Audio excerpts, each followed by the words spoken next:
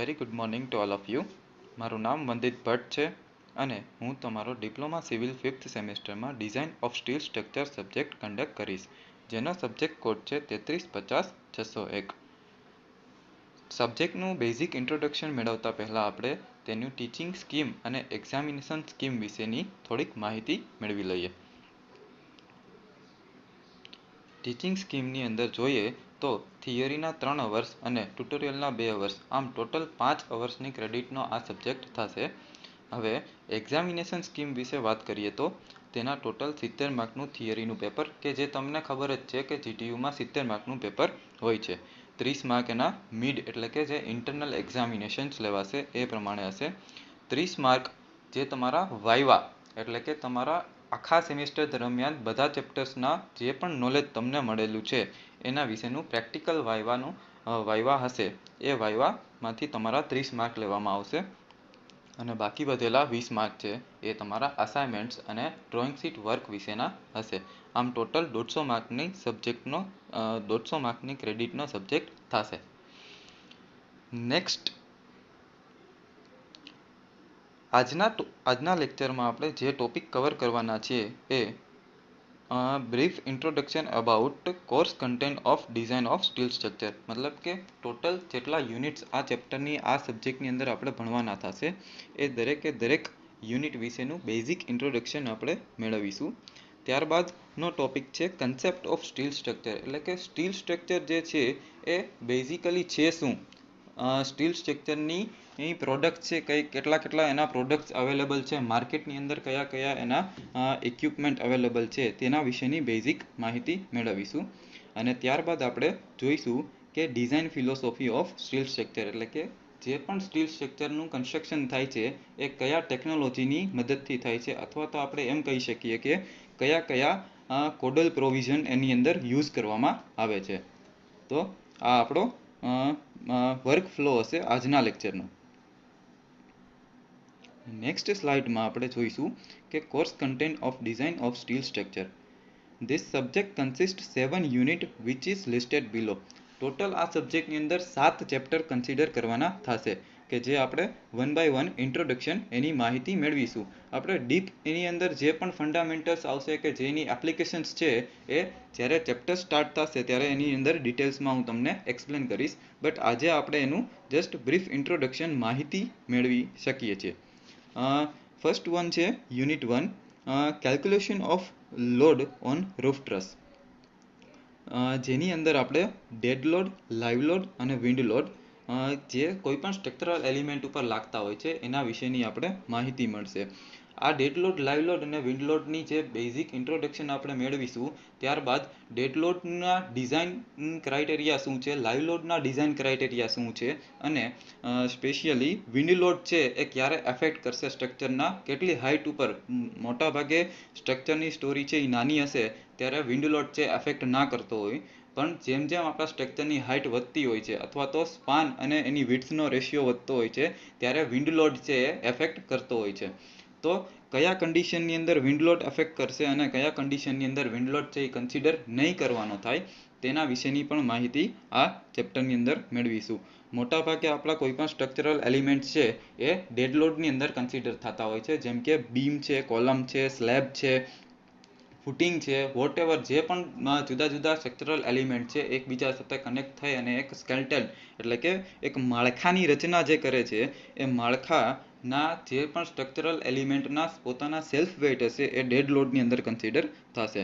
Next, live load શું છે? Live load એટલે કે જે પણ મૂવિંગ લોડ છે એ આખા વર્ક પેસેજની અંદર જે કોઈ પણ મશીનરીઝ વર્ક કરતી હશે, માણસો એટલે કે વર્કર્સ જે છે એનો પોતાનું વજન છે, આ દરેક વ્યક્તિ અથવા તો મશીનરીનું વજન છે એની અંદર કન્સિડર કરવામાં આવશે, તો કે લાઈવ લોડની અંદર કન્સિડર કરવામાં આવશે.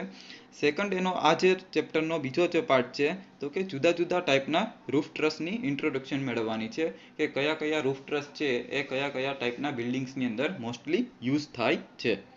ઓકે, તો આ આખું ફર્સ્ટ ચેપ્ટરનું બેઝિક ઇન્ટ્રોડક્શન હતું કે જેની અંદર આપણે ડેડ લોડ, લાઈવ લોડ અને વિન્ડ લોડ વિશેની માહિતી મેળવવાની થશે. હવે આપણે જઈએ છીએ યુનિટ નંબર 2 એટલે કે બોલ્ટેડ અને વેલ્ડેડ કનેક્શન. તો મિત્રો, આપણે એક જ વસ્તુ સમજવાની થશે કે કોઈ એક માળખું છે એની રચના થાય છે, એટલે કે કોઈ સ્ટ્રક્ચર છે એ સ્ટ્રક્ચર કેવી રીતે બને છે એનું બેઝિક અન્ડરસ્ટેન્ડિંગ જો તમને સમજાશે તો એના વિશેની પૂરતી માહિતી તમને ખબર પડી જશે. તો જેવી રીતે બીમ અને કોલમ એકબીજા સાથે જોડાય અને એક સ્કેલ્ટનની રચના કરે છે, એટલે એક માળખું બનાવે છે, તો આ જુદા જુદા સ્ટ્રક્ચરલ એલિમેન્ટને જોડવા માટે આપણે જે ટેકનિક્સનો ઉપયોગ કરીએ છીએ, ટેકનિક્સનો મતલબ એટલે કે એને કાં તો આપણે બોલ્ટ વડે જોડીએ છીએ અથવા તો વેલ્ડ વડે બે સ્ટ્રક્ચરલ એલિમેન્ટને એકબીજા સાથે કનેક્ટ કરીએ છીએ. તો આ જે બોલ્ટ અને વેલ્ડ છે એ કનેક્શનના પાર્ટ છે, એટલે કે બે સ્ટ્રક્ચરલ એલિમેન્ટને આપણે એકબીજા સાથે જોડવા માટે કાં તો બોલ્ટેડ કનેક્શનનો યુઝ કરીશું અથવા તો વેલ્ડેડ કનેક્શનનો યુઝ કરીશું. તો આની અંદર પણ સેમ વસ્તુ આવશે કે બોલ્ટેડ કનેક્શન યુઝ કરીએ છીએ તો કેટલા ડાયામીટરનો બોલ્ટ આપણે યુઝ કરવો જોઈએ, બે બોલ્ટ વચ્ચેનું સ્પેસિંગ કેટલું રાખવું જોઈએ, પછી એની ફ્રિક્શન ગ્રીપ છે એટલે કે બોલ્ટ છે એની પોતાની સ્ટ્રેન્થ હશે તો જે સ્ટ્રક્ચરલ એલિમેન્ટના ઉપર લાગતો લોડ છે એ રેઝિસ્ટ કરવા માટે કેપેબલ બનશે. ઓકે, તો એના વિશેની બેઝિક ઇન્ટ્રોડક્શન આપણે મેળવવી પડશે કે કેટલા ડાયામીટરનો બોલ્ટ છે એ યુઝ કરવો જોઈએ, કેટલો લોડ આવે ત્યારે કેટલા ડાયામીટરનો બોલ્ટ, અને ખાસ તો બે બોલ્ટ વચ્ચેનું સ્પેસિંગ છે એને આપણે ખાસ ધ્યાનમાં લેવાનું થશે કે જેને આપણે પીચ ડિસ્ટન્સ કહીએ છીએ. બે બોલ્ટ વચ્ચેનું જે ડિસ્ટન્સ છે એને જ્યારે આપણે કોઈ સ્ટ્રક્ચરલ એલિમેન્ટ છે એની અંદર બે બોલ્ટ વચ્ચેનું ડિસ્ટન્સ મેઝર કરતા હોઈએ છીએ ત્યારે એ મિનિમમ 50 mm કરતાં ઓછું ન હોવું જોઈએ, મતલબ કે 50 mm મિનિમમ એનું પીચ ડિસ્ટન્સ હોવું જોઈએ. સેકન્ડ એનો પાર્ટ જે આવે છે એ કયો છે, વેલ્ડેડ કનેક્શન છે. તો વેલ્ડેડ, જેવી રીતે આપણે તમને ખ્યાલ પડ્યો કે બોલ્ટ એટલે કે બે સ્ટ્રક્ચરલ એલિમેન્ટને આપણે બોલ્ટ વડે કનેક્ટ કરી શકીએ છીએ, એવી રીતે જ આપણે બે સ્ટ્રક્ચરલ એલિમેન્ટને વેલ્ડેડ કનેક્શન એટલે કે વેલ્ડિંગ કરીને પણ આપણે જોડી શકીએ છીએ. તો એની ટેકનિક્સ છે કંઈક અલગ છે કે કેવી રીતે આપણે બીજા કોઈ મેટલની ધાતુનો ઉપયોગ કરી અને એ સ્ટ્રક્ચરલ એલિમેન્ટને ગરમ કરી અને એની જે પેસેજ છે એની વચ્ચે આ પીગળેલી ધાતુને આપણે પૂરીએ છીએ, જેથી એ સ્ટ્રક્ચરલ એલિમેન્ટ છે એ શું થશે, એના જોઈન્ટ છે એ મજબૂત બનાવી દેશે. Now we will move on the third slide or third unit, which is કે જે થર્ડ યુનિટ છે એ ટેન્શન મેમ્બર છે. તો દોસ્તો આપણે જોઈએ કે ટેન્શન મેમ્બર છે, ટેન્શન મેમ્બર બેઝિકલી શું કહેવા માંગે છે કે કોઈ પણ સ્ટ્રક્ચરલ એલિમેન્ટ હશે એની અંદર કાં તો લોડ છે એ ટેન્શન એટલે કે ખેંચાણ બળ લાગતું હશે અથવા તો કમ્પ્રેસિવ ફોર્સ લાગતું હશે એટલે કે દાબ બળ લાગતું હશે. તો જે પણ મેમ્બર છે એની અંદર ટેન્શન ફોર્સ લાગતો હશે એ ટેન્શન ફોર્સને રેઝિસ્ટ કરવા માટે જે સ્ટ્રક્ચરલ એલિમેન્ટનો ઉપયોગ કરવામાં આવે છે અથવા તો જે ડિઝાઇન પાર્ટનો ઉપયોગ કરવામાં આવે છે એને ટેન્શન મેમ્બર કહે છે. અને એ ટેન્શન મેમ્બરની ડિઝાઇન છે એ કેવી રીતે કરવી છે એ મોસ્ટલી આ ચેપ્ટરની અંદર આપણે જોવાનું થશે.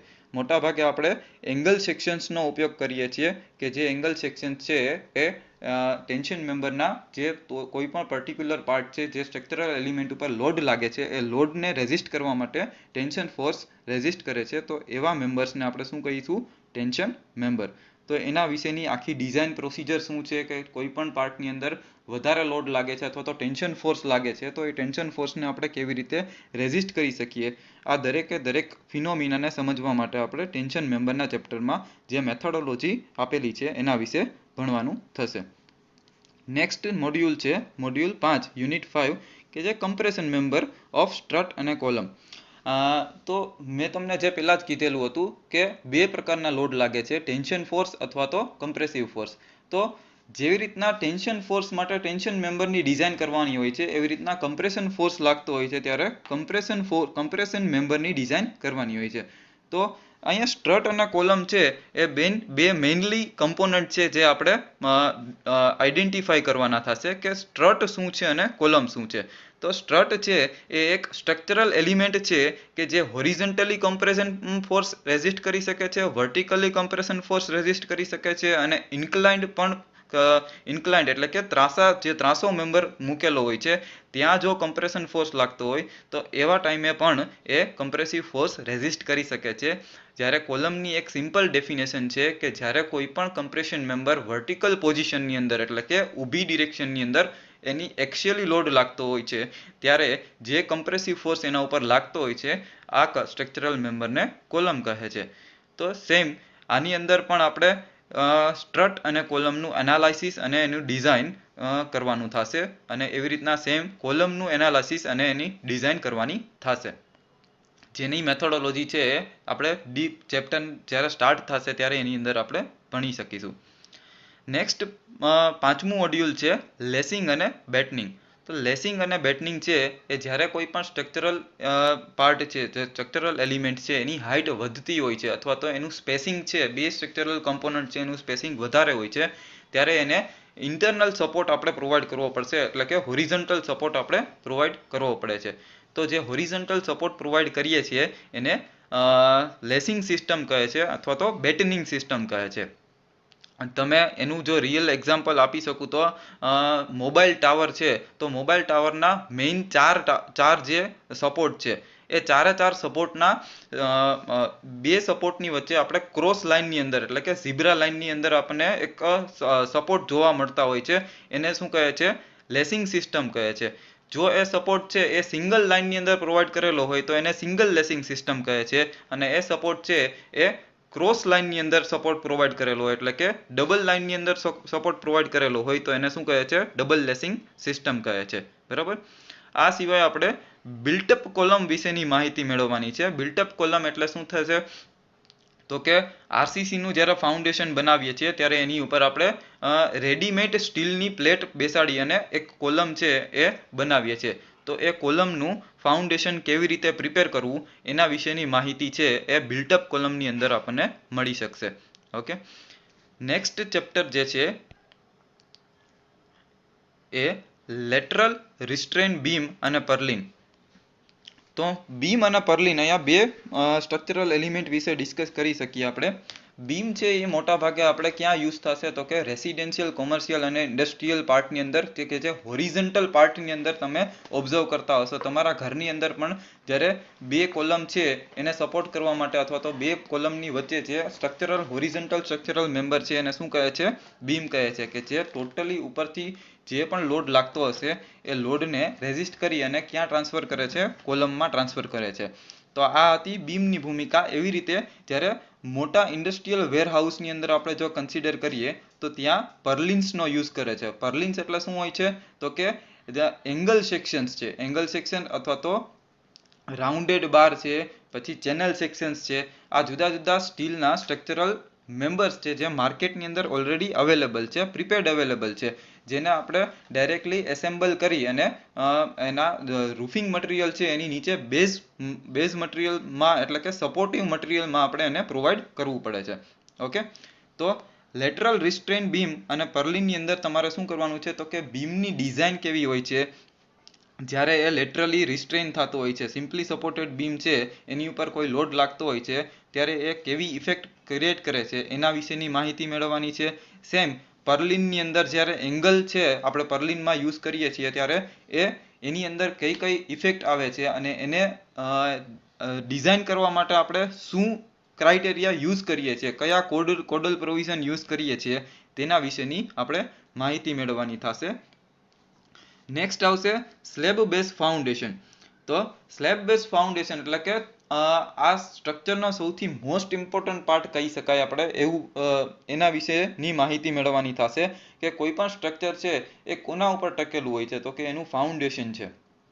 ફાઉન્ડેશન જો પ્રોપર નહીં આપેલું હોય તો તમે ગમે એટલું સ્ટ્રક્ચર સારામાં સારું બનાવેલું હશે એ નહીં ટકી શકે. તો એના માટે આપણે શું કરવું પડશે? તો કે એના બેઝ ફાઉન્ડેશન વિશેની માહિતી મેળવવી પડશે. તો એના માટે શું છે? તો કે design of slab foundation under axial load column made up of single H section analyse and design axially loaded column. Okay. તો આ વસ્તુ શું કહેવા માંગે છે કે જ્યારે કોઈ પણ સ્ટ્રક્ચરલ મેમ્બર ઉપર એક્સિયલી લોડ લાગતો હોય છે, એક્સિયલી લોડ લાગતો હોય છે ત્યારે એની ઉપર કેવી ઇફેક્ટ આવે છે અને એ ઇફેક્ટનું એનાલિસિસ કરવાનું છે અને એની જે ઇફેક્ટને રિકવર કરવા માટે આપણે એનું ડિઝાઇન કરવાનું છે એ કોલમનું. તો આ જે આખો ફાઉન્ડેશનનો પાર્ટ છે એ સ્લેબ બેઝ ફાઉન્ડેશનની અંદર કવર થશે. આવી રીતે આપણે ડીએસએસના એટલે કે ડિઝાઇન ઓફ સ્ટીલ સ્ટ્રક્ચરના સાથે 7 મોડ્યુલ વિશેની માહિતી મેળવી કે દરેક ચેપ્ટરનું પોતાનું ઇમ્પોર્ટન્સ છે અને દરેક ચેપ્ટર જે કે રિયલ પ્રેક્ટિકલ એપ્લિકેશન્સ છે જેને જાણવી ખૂબ જ અગત્યની છે.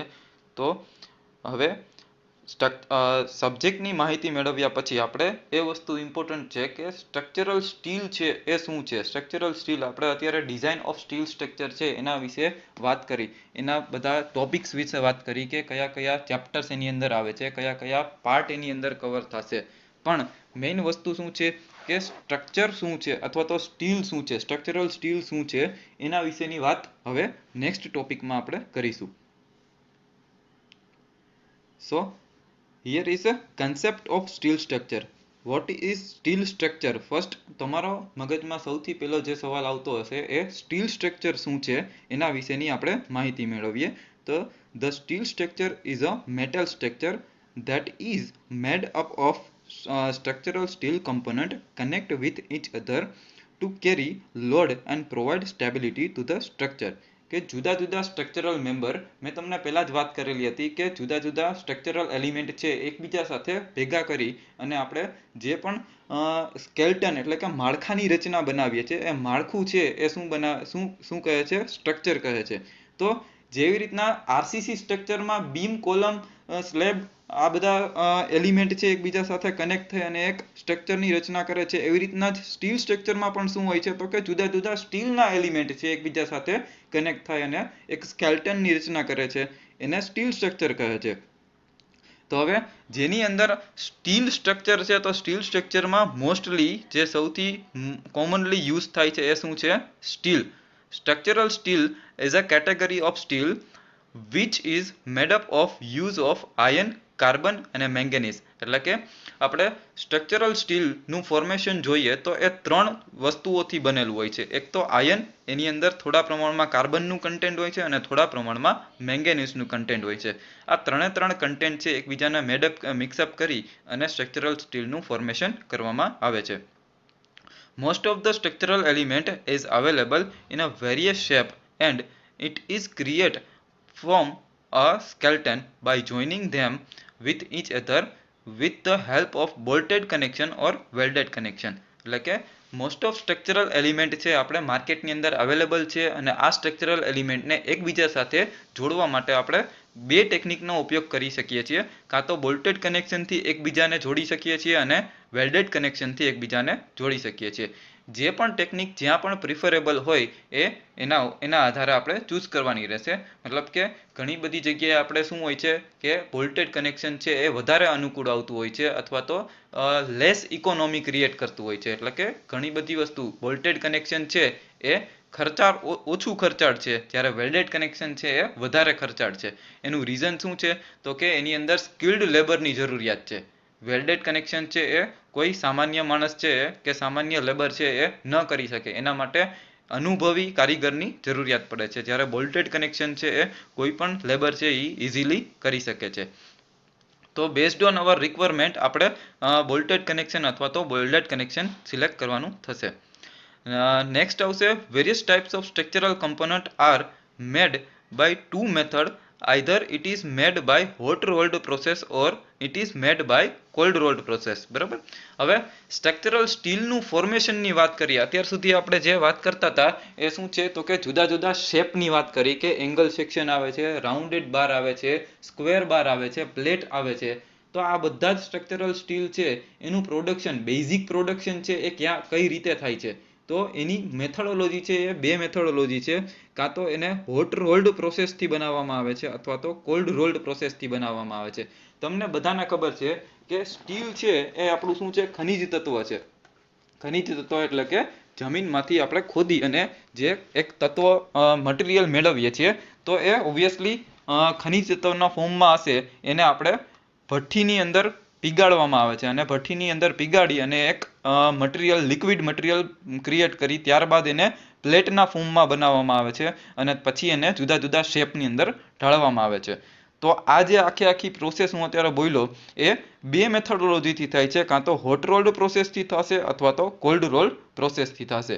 તો અત્યાર સુધી આપણે જે કન્સેપ્ટ ઓફ સ્ટીલ સ્ટ્રક્ચર જોયા તેની અંદર તો જુદા જુદા સ્ટ્રક્ચરલ મેમ્બરને કેવી રીતે જોડવામાં આવે છે, બોલ્ટેડ કનેક્શન અથવા તો વેલ્ડેડ કનેક્શનથી જોડવામાં આવે છે, સ્ટ્રક્ચરલ સ્ટીલની પ્રોડક્ટ છે એ કઈ કઈ હોય છે એના વિશેની માહિતી મેળવી, અને સ્ટ્રક્ચરલ સ્ટીલ છે એ કેવી રીતે બનાવવામાં આવે છે, એનું ફોર્મેશન છે એ કેવી રીતના હોય છે, કે હોટ રોલ્ડ પ્રોસેસ અથવા તો કોલ્ડ રોલ્ડ પ્રોસેસ છે. હવે નેક્સ્ટ પાર્ટની અંદર આપણે કન્સેપ્ટ ઓફ સ્ટીલ સ્ટ્રક્ચરમાં હવે સ્ટીલની કેટેગરીને ડિવાઈડ કરીએ છીએ. એટલે કે સ્ટીલ છે એ આપણે કાર્બનના આધારે 3 પાર્ટની અંદર ડિવાઈડ કરી શકીએ છીએ: low carbon steel, medium carbon steel અને હાઈ કાર્બન સ્ટીલ. એટલે કે મેં તમને પહેલા જ કીધેલું હતું કે સ્ટ્રક્ચરલ સ્ટીલ છે એ કઈ રીતે બનાવવામાં આવે છે, તો કે આયર્ન, કાર્બન અને મેંગેનીઝ આ ત્રણેયનું કોમ્બિનેશન કરી અને સ્ટ્રક્ચરલ સ્ટીલનું ફોર્મેશન થશે. તો જેની અંદર ઓછું કાર્બન સ્ટીલ છે, કાર્બન છે એ શું છે, મેઇન પાર્ટ છે. કોઈ પણ સ્ટ્રક્ચરલ સ્ટીલ છે એનો મેઇન પાર્ટ શું છે, કાર્બન. જેટલું કાર્બન વધારે હશે એટલું સ્ટીલ છે એ કેવું બનશે, વધારે મજબૂત બનશે. તો એ મજબૂતાઈના આધારે આપણે શું કરીએ છીએ, એને 3 પાર્ટ પાડી શકીએ છીએ. કાર્બન જેટલું વધારે એડ કરીશું એટલું વધારે મજબૂત બનશે. તો એના સામે અમુક ડ્રોબેક પણ છે જે આપણે ફર્ધર ડિસ્કસ કરીશું, પણ પહેલા આપણે એ વસ્તુ સમજી લઈએ કે લો કાર્બન સ્ટીલ એટલે કે જેની અંદર 0.10% લઈ અને 0.25% સુધીનું કાર્બનનું કન્ટેન્ટ હોય છે. મીડિયમ કાર્બન સ્ટીલ એટલે શું થશે, તો કે 0.25 થી લઈ અને 0.60% જેટલું કાર્બનનું કન્ટેન્ટ હશે. અને હાઈ કાર્બન સ્ટીલ એટલે શું હશે, તો કે 0.60% થી લઈ અને 1.5% એટલે કે 1.5% સુધીનું કાર્બનનું કન્ટેન્ટ એમાં એડ કરેલું હોય છે. એટલે કે તમે અહીંયા જોઈ શકો છો કે કાર્બનનો જે પાર્ટ છે એ 0.1 થી લઈ અને 1.5% સુધી આપણે એડ કરીએ છીએ.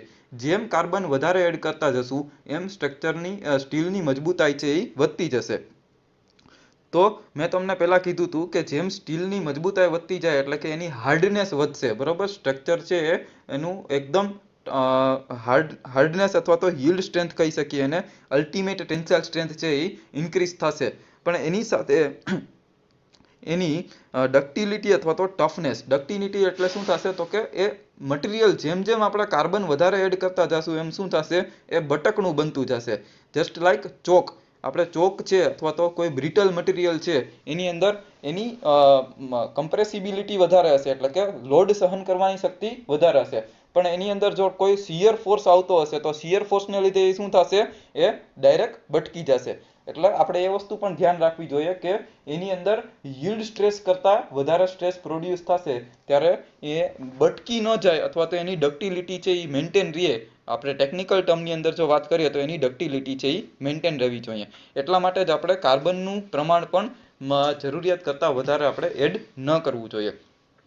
એટલે જો નેક્સ્ટ પાર્ટની અંદર આપણે એ વસ્તુ ડિસ્કસ કરીએ છીએ કે in the construction industry, mild steel which has carbon content less than 0.1% and is widely used for the structural work. એટલે સ્ટ્રક્ચરલ વર્ક માટે જેમાં કાર્બનનું કન્ટેન્ટ છે એ 0.1% કરતાં ઓછું હોય છે એવા જ સ્ટ્રક્ચરલ સ્ટીલનો આપણે ઉપયોગ કરીએ છીએ. શું કામ આપણે 1.5% વાળું કાર્બન યુઝ નથી કરતા? બીકોઝ આપણે એની ડક્ટિલિટીને પણ આપણે મેન્ટેન કરવી પડે છે. એટલા માટે આપણે ઓછા લો કાર્બન સ્ટીલથી મીડિયમ કાર્બન સ્ટીલનો જ આપણે ઉપયોગ કરીએ છીએ કન્સ્ટ્રક્શન ફિલ્ડની અંદર. નેક્સ્ટ જે પાર્ટ છે એ શેપ્સ ઓફ સ્ટ્રક્ચરલ કમ્પોનન્ટ્સ. એટલે કે જુદા જુદા શેપના સ્ટ્રક્ચરલ કમ્પોનન્ટ અવેલેબલ છે જે માર્કેટની અંદર ઓલરેડી મળે છે. મેં તમને હમણાં જ વાત કરેલી હતી કે જુદા જુદા પ્રકારના સ્ટ્રક્ચરલ કમ્પોનન્ટ આપણે યુઝ કરવાના હોય છે સ્ટીલના. તો જો અહીંયા ફર્સ્ટ ફિગર છે એ એચ બીમ છે, એટલે કે આઈ બીમ અથવા તો એને એચ બીમ ગમે તે તમે કહી શકો છો. બીજું છે એંગલ સેક્શન છે. થર્ડ છે એ બલ્બ પ્લેટ છે. ફોર્થ છે એ ચેનલ સેક્શન છે, રાઉન્ડ બાર છે, સ્ક્વેર બાર છે. 7th વન છે એ ટી બાર છે અને 8 છે એ પ્લેટ બાર છે, બરોબર. તો જેટલા પણ સ્ટ્રક્ચરલ તમને ફિગર્સ દેખાય છે એ ફિગર્સ ઉપરથી તમે ઓટોમેટિકલી ઇમેજ કરી શકો છો કે એનો પર્પસ છે, જેવા એનો પર્પસ હશે એ પ્રમાણે આપણે એની યુટિલિટી એટલે એનો ઉપયોગ કરી શકાશે. ફોર એક્ઝામ્પલ, એચ બીમ અને એંગલ સેક્શન છે એ હોરિઝોન્ટલ બીમ મેમ્બર માટે મોટા ભાગે ઉપયોગમાં લેવાય છે. એવી રીતે ચેનલ સેક્શન છે, સ્ક્વેર બાર છે, ટી બાર છે, આ દરેકે રાઉન્ડ બાર છે, આ દરેકે દરેક સ્ટ્રક્ચરલ મેમ્બર છે એનો ઉપયોગ આપણે શું કરીશું તો કે વર્ટિકલ મેમ્બર એટલે કે કોલમ અથવા તો સ્ટ્રટ માટે ઉપયોગ કરીશું. કે કમ્પ્રેશન ફોર્સ એની ઉપર લાગતો હોય છે વર્ટિકલી, એટલે ત્યારે આપણે એને રેઝિસ્ટ કરવા માટે આ બધા મેમ્બર્સનો ઉપયોગ કરીશું. હવે આ બધા મેમ્બર્સને એકબીજા સાથે જોડવા માટે મેં તમને પેલા જે પ્રીવિયસ ટેકનિક્સ છે ડિસ્કસ કરેલી હતી એ શું હતી? બોલ્ટેડ કનેક્શન અથવા તો વેલ્ડેડ કનેક્શન. એટલે કે એચ બીમ અને એંગલ સેક્શન્સ અથવા તો બે ચેનલ સેક્શન્સને એકબીજા સાથે જોડવું હોય તો આપણે શું યુઝ કરીશું? કાં તો બોલ્ટેડ કનેક્શન યુઝ કરીશું અથવા તો વેલ્ડેડ કનેક્શન યુઝ કરીશું. એવી રીતે રાઉન્ડેડ બાર છે, વર્ટિકલ કોલમ છે અને એને હોરિઝોન્ટલ કોઈ પાર્ટ સાથે એકબીજા સાથે કનેક્ટ કરવું હોય તો કાં બોલ્ટેડ કનેક્શન અથવા તો વેલ્ડેડ કનેક્શનનો ઉપયોગ કરીશું. તો આ હતા જુદા જુદા સ્ટ્રક્ચરલ કમ્પોનન્ટ. નેક્સ્ટ આવશે એડવાન્ટેજ ઓફ સ્ટીલ સ્ટ્રક્ચર. તો સ્ટીલ સ્ટ્રક્ચર છે એ યુઝ કરવાના ફાયદા શું છે બંને આપણે ડિસ્કસ કરીશું. પહેલા ફાયદા ડિસ્કસ કરીએ, ત્યારબાદ એના ગેરફાયદા પણ ડિસ્કસ કરવા પડશે. તો ફર્સ્ટ વન આવશે સ્ટીલ સ્ટ્રક્ચરના ફાયદા માટે કે steel offers much better compressive and tensile strength as compare to concrete. તો સ્ટીલ છે ઓબ્વિયસલી તમને પણ ઇમેજ કરી શકો છો કે સ્ટીલની કમ્પ્રેશન કેપેસિટી અને ટેન્શન કેપેસિટી એ કોન્ક્રીટના કમ્પેરિઝનમાં વધારે હોય છે. તો એ વધારે સારી રીતે સ્ટ્રક્ચરની સ્ટેબિલિટી પ્રોવાઈડ કરે છે.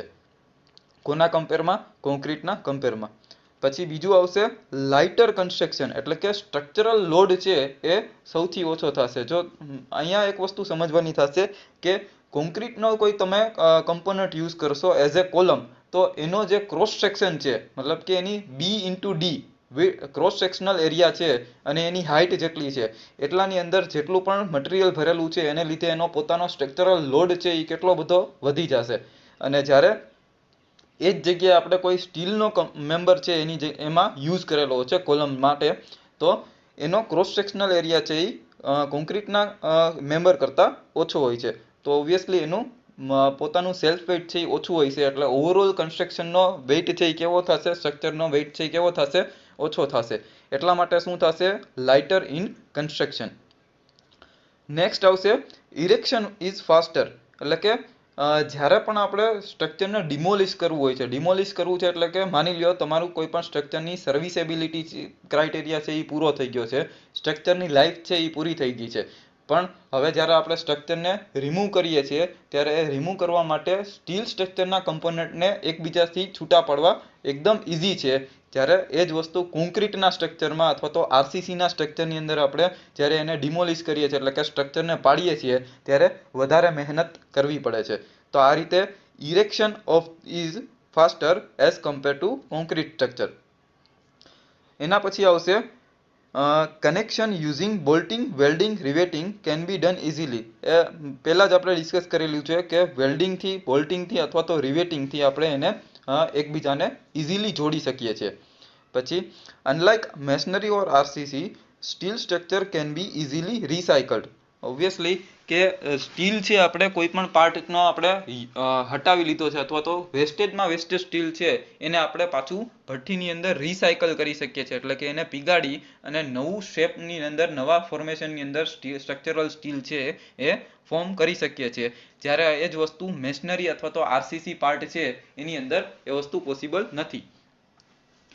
પછી નેક્સ્ટ આવશે life of the steel structure is more as compare to other structure. એટલે કે સ્ટ્રક્ચરલ સ્ટીલ છે જ્યારે યુઝ કરેલું હોય છે ત્યારે એ સ્ટ્રક્ચરમાં એની લાઈફ છે આરસીસીના અથવા તો મેશનરી સ્ટ્રક્ચર કરતાં ખૂબ જ વધારે હોય છે. નેક્સ્ટ પાર્ટમાં હવે આપણે સ્ટ્રક્ચરલ સ્ટીલના ડિસએડવાન્ટેજ વિશે ડિસ્કસ કરીશું. જેવી રીતના એના ફાયદા છે એવી રીતના સ્ટ્રક્ચરલ સ્ટીલના ગેરફાયદા પણ છે.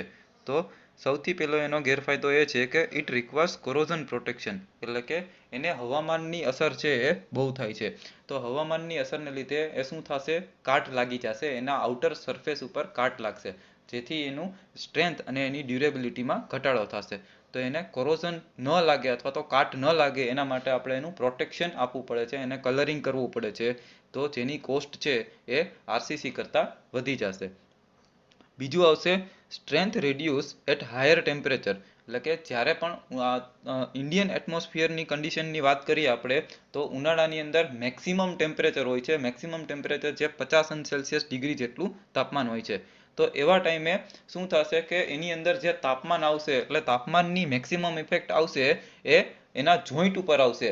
લોડને લીધે એના જોઈન્ટ છે એ વીક પડશે, તો ટેમ્પરેચરની ઇફેક્ટને લીધે એની સ્ટ્રેન્થ છે એ રિડ્યુસ થશે. થર્ડ ડિસએડવાન્ટેજ શું છે તો કે it required skilled workers to construct the structure. એટલે કે સ્ટીલ સ્ટ્રક્ચરનું કન્સ્ટ્રક્શન કરવા માટે નોર્મલ લેબર્સ છે, નોર્મલ જે માણસો છે કે વર્કર્સ છે એ એનું કન્સ્ટ્રક્શન છે એ ઇઝીલી અથવા તો સેફલી કન્સ્ટ્રક્ટ ના કરી શકે. એના માટે આપણે શું કરવું પડશે તો કે સ્કિલ્ડ વર્કર્સની જરૂર પડશે, અનુભવી કારીગરની જરૂર પડશે કે જેની અંદર ટેકનિક્સનો ઉપયોગ કરવાનો હોય છે એટલા માટે. ફોર્થ આવશે cost of the steel structure is more than concrete structure. તો અહીંયા આપણે સૌથી તમે અત્યાર સુધી આપણે સ્ટીલ સ્ટ્રક્ચરની વાત કરીએ તો તમે એવું એઝમ્પશન કરી શકો છો કે મોટા ભાગે કોન્ક્રીટ સ્ટ્રક્ચર શું કામે યુઝ કરવામાં આવે છે, શું કામે સ્ટીલ સ્ટ્રક્ચર યુઝ કરવામાં નથી આવતું. તો એનો જે ચોથો પોઈન્ટ છે આપણે કે cost of the structure is more than the concrete structure. મોટા ભાગે આપણે ઇકોનોમી ફેક્ટરને સૌથી વધારે ધ્યાનમાં લેવાનું હોય છે. તો જ્યારે ઇકોનોમીને આપણે કન્સિડર કરીએ છીએ ત્યારે સ્ટીલ સ્ટ્રક્ચરની કોસ્ટ છે એ કોન્ક્રીટ સ્ટ્રક્ચરની કોસ્ટ કરતાં ખૂબ જ વધી જાય છે, જેથી આપણે એને સામાન્ય રીતે પ્રિફર નથી કરતા. જ્યારે આપણે સેફટી અથવા તો મસ્ટ નેસેસરી એ સ્ટ્રક્ચર પ્રોવાઈડ કરવાનું હશે ત્યારે જ આપણે સ્ટીલ સ્ટ્રક્ચર છે એ પ્રોવાઈડ કરીશું, અથવા તો જ્યાં કોન્ક્રીટ સ્ટ્રક્ચરના ક્રાઇટેરિયા ફૂલફિલ ન થઈ શકતા હોય ત્યારે આપણે સ્ટીલ સ્ટ્રક્ચર એડોપ્ટ કરી શકીએ છીએ. ઓકે, નેક્સ્ટ પાર્ટ આવશે design philosophy of steel structure. Now design ફિલોસોફીનો મતલબ શું થશે તો કે જે પણ સ્ટ્રક્ચરલ એલિમેન્ટ છે એને ડિઝાઇન કરવા માટે સ્ટ્રક્ચરલ સ્ટીલના જુદા જુદા મેમ્બર્સ છે એને ડિઝાઇન કરવા માટે, એટલે કે જે પણ મેમ્બર્સ છે એને એની ઉપર જે પણ લોડ લાગે છે એ લોડને રેઝિસ્ટ કરવા માટે આપણે જે ડિઝાઇન ફિલોસોફીનો ઉપયોગ કરીએ છીએ, જે મેથોડોલોજીથી આપણે સ્ટ્રક્ચરનું ડિઝાઇન કરીએ છીએ, એ મેઇનલી 3 પ્રકારની ફિલોસોફી છે. એક છે વર્કિંગ સ્ટ્રેસ મેથડ છે, બીજી અલ્ટિમેટ સ્ટ્રેન્થ મેથડ છે અને થર્ડ વન છે લિમિટ સ્ટેટ મેથડ છે. હવે 3 મેથોડોલોજી છે એના પોતપોતાના ક્રાઇટેરિયા છે, 3ના કોડલ પ્રોવિઝન છે એ કંઈક અલગ છે. તો જ્યારે આપણે જે પણ પાર્ટમાં અંદર આપણે યુઝ કરવાનો આવશે ચેપ્ટર વાઇઝ એ પ્રમાણે આપણે એને ડીપલી એક્સપ્લેન કરીશું. અત્યારે ખાલી તમારે આ 3 મેથોડોલોજીના નામ છે એ ઇમ્પોર્ટન્ટ છે. જે ફર્સ્ટ વન છે working stress method, second one છે અલ્ટિમેટ સ્ટ્રેન્થ મેથડ અને થર્ડ વન છે લિમિટ સ્ટેટ મેથડ. ફર્ધર છે કે લિમિટ સ્ટેટ ડિઝાઇન મેથોડોલોજીનો આપણે સ્ટ્રક્ચરલ સ્ટીલનું જે કન્સ્ટ્રક્શન કરીએ છીએ, સ્ટીલ સ્ટ્રક્ચરનું કન્સ્ટ્રક્શન કરીએ છીએ એમાં આપણે લિમિટ સ્ટેટ ડિઝાઇન મેથડનો ઉપયોગ કરીએ છીએ. મોટા ભાગે આપણે આ જે ડિઝાઇન મેથોડોલોજી છે એનું કોડલ પ્રોવિઝન છે એ IS 800/2007 મતલબ કે ઇન્ડિયન સ્ટાન્ડર્ડ 800માં જે એનું લાસ્ટ રિવિઝન 2007માં થયેલું છે, જેના આધારે આપણે એના બધા જ નોર્મ્સ અને બધા જ ક્રાઇટેરિયાને એડોપ્ટ કરી અને એ સ્ટ્રક્ચરલ કમ્પોનન્ટનું ડિઝાઇન કરીએ છીએ અથવા તો સ્કેલ્ટનની ડિઝાઇન કરીએ છીએ. તો આ હતો આજનો DSSનો ઇન્ટ્રોડક્શન લેક્ચર કે જેમાં આપણે DSSની બેઝિક ઇન્ફોર્મેશન મેળવી. DSS design of steel structures કોને કહેવાય, ડિઝાઇન ઓફ સ્ટીલ સ્ટ્રક્ચરની ઇમ્પોર્ટન્સ શું છે, સ્ટ્રક્ચરલ સ્ટીલ છે તો એનું બેઝિક ફોર્મેશનથી લઈ અને એની અંદર કયા કયા કન્ટેન્ટ એડ થાય છે એના વિશેની માહિતી મેળવી. અને ત્યારબાદ એના કનેક્શન્સ, જુદા જુદા સ્ટ્રક્ચરલ મેમ્બર્સ છે એને એકબીજા સાથે કનેક્ટ કરવા માટે બોલ્ટેડ કનેક્શન અથવા તો વેલ્ડેડ કનેક્શનનો યુઝ થશે. પછી સ્ટ્રક્ચરલ સ્ટીલનું ફોર્મેશન છે એના માટે આપણે 2 પ્રોસેસની ઇન્ફોર્મેશન મેળવી કે કાં તો એ હોટ રોલ્ડ પ્રોસેસથી ક્રિએટ થશે અથવા તો કોલ્ડ રોલ પ્રોસેસથી ક્રિએટ થશે. ત્યારબાદ એના આખા DSS એટલે કે ડિઝાઇન ઓફ સ્ટીલ સ્ટ્રક્ચરનો તમારો જે કોર્સનો કન્ટેન્ટ છે એમાં ટોટલ 7 યુનિટનું સ્ટડી કરવાનું થશે. તો 7 યુનિટ વિશેની આપણે માહિતી મેળવી અને ત્યારબાદ આપણે structure concept of steel structure અને લાસ્ટ ટોપિક આપણો હતો એ design philosophy of steel structure કે જેની અંદર સ્ટ્રક્ચરલ એલિમેન્ટની જે ડિઝાઇન કરવાની છે અથવા તો સ્ટીલ સ્ટ્રક્ચરની ડિઝાઇન કરવાની છે એ બેઝિકલી 3 મેથોડોલોજીથી આપણે ડિઝાઇન કરી શકીએ છીએ, working stress method, ultimate strength method અને લિમિટ સ્ટેટ મેથડ. તો આપણે જેમ પહેલાં ડિસ્કસ કરેલું એમ કે આપણા જે ઇન્ડિયન સ્ટાન્ડર્ડમાં જે ડિઝાઇન થાય છે એ લિમિટ સ્ટેટ ડિઝાઇન મેથડનો ઉપયોગ કરવામાં આવે છે. તો આ હતો આજનો આપણો lecture. Thank you so much.